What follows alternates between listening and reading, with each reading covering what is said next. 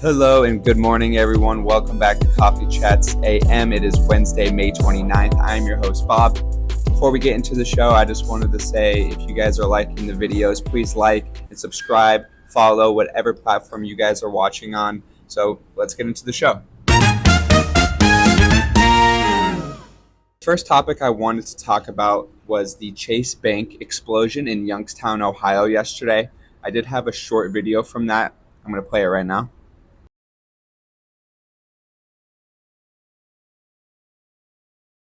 A quote from authorities say that it was a gas explosion in the basement. There were construction workers working in the basement at the time of the explosion.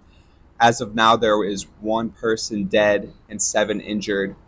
No signs of foul play, and they have called off any threats of a bomb. So that's coming out of Youngstown, Ohio. Hopefully they get that cleaned up and everyone is okay that is in the hospital has a safe and quick recovery. Topic number 2 is kind of a weird one that I saw yesterday. It is Robert De Niro giving a speech on behalf of the Biden and Harris campaign outside of the Donald Trump trials going on in New York City right now. I also have a clip from that of Robert De Niro's speech yesterday. And elections, forget about it. That's over. That's done. If he gets in, I can tell you right now, he will never leave. He will never leave. You know that. He will never leave. What does that mean? Is that the country we want to live in? Do we want him running this country and saying, I'm not leaving, I'm dictator for life? I hope this new ad campaign reaches outside the bubble to remind supporters of what a danger he is to our lives. This is not a threat. This is a reality.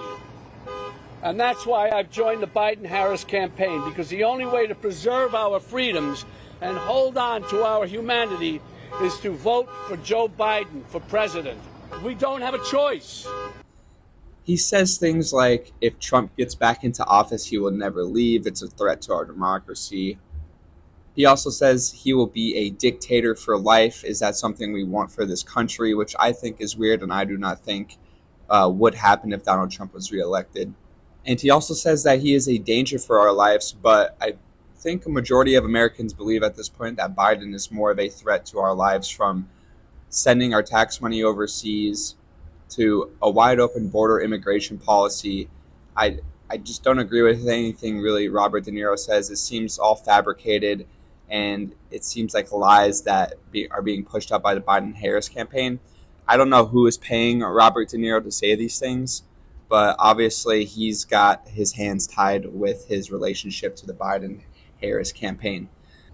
And the final topic I wanted to touch on today was something I saw this morning as soon as I woke up, and that was that protesters in Mexico City were throwing Molotov cocktails at the Israeli embassy in Mexico City.